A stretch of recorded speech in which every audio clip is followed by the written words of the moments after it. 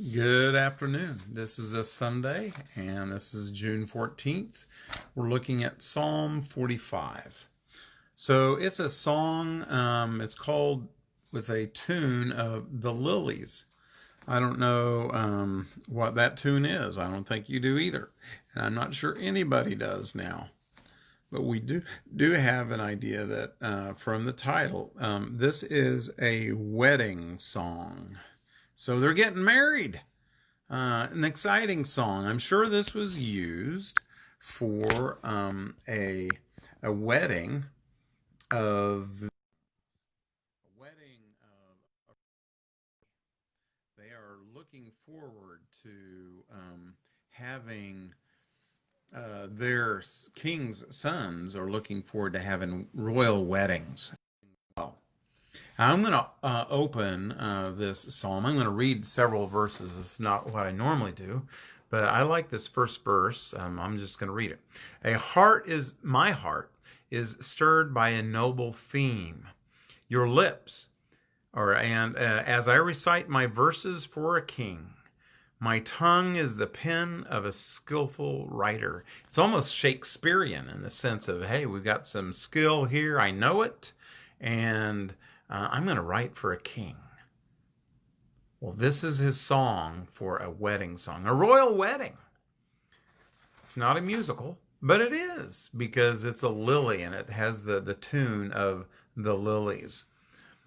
Well, this particular psalm, I'm sure there's a lot of overtones when you read it to something that sounds like Jesus.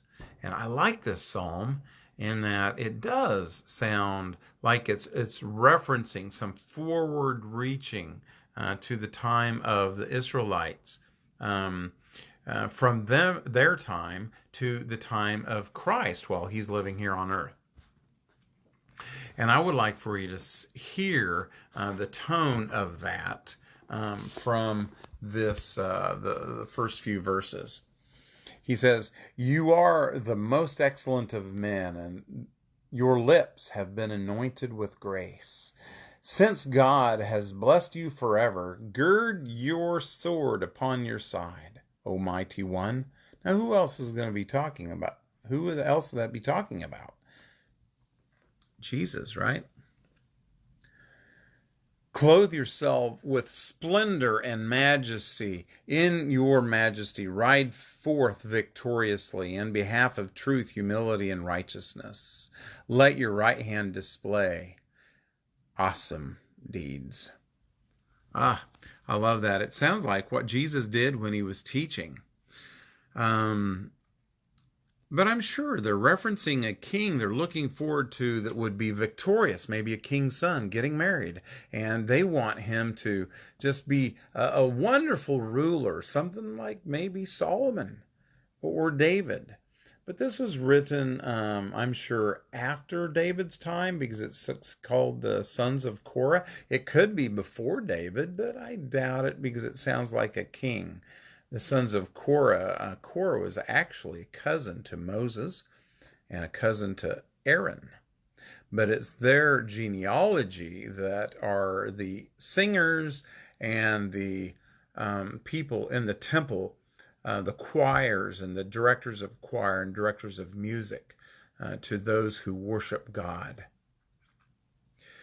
Well, so while we don't know who actually wrote the psalm by person's individual name, we do know it was written by someone of the descendants of Korah. And I really do think they're reflecting what they're thinking then at the time was about a wedding, a royal wedding. And they're forecasting, I think, an idea of a perfect, majestic God-like person. Let me read verse 7. You love righteousness and hate wickedness. Therefore God, your God, has set you above your companions by anointing you with the oil of joy. Who does that sound like? To me, I wrote in my column of this Bible some time ago, this is Jesus. And I think it is. He loves righteousness And he's telling the gal that is getting married to him, the daughter, verse 10, forget your dad's house, forget your dad's, the life with your dad. The king is enthralled with your beauty. You're just so beautiful, and your garments are beautiful, embroidered as they are with gold and with velvet and different descriptions he gives. Your sons will take the place of your father. A psalm about a kingly, majestic, really regal, a stately ideas, and certainly a wedding. And we are the bride of Christ as the church. It makes kind of a lot of sense to me. I would like to point out one other verse in verse 6, because in this verse we have something that we don't see very often in the Bible. But it actually is talking about this king as if it was like David's son or maybe grandson or somewhere in that neighborhood. I think of Solomon, I'm guessing, but we don't know. He says, your throne, O God, will last forever and ever. They're thinking of a lot of times that the king, since the king is appointed by God, the king is the ruler on God's behalf and appointed by God, that the king is, in a sense, God. Now, we know the Egyptians saw that their pharaohs were God. Other people, the Caesars, were considered a god. But here we find it in the Psalms of the Jews. But if you think of this as a forecasting of who Jesus is and of what he would do, I'm going to read verse 6 again. Your throne, O God, will last forever and ever. A scepter of justice will be the scepter of your kingdom.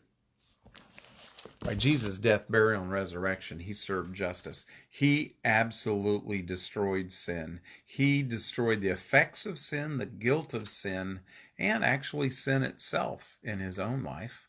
And he's given us the benefits of that by putting our faith in him. It's a wonderful attribute to what Jesus has done. And I think this psalm is really recognizing that there's a stately wedding to be had.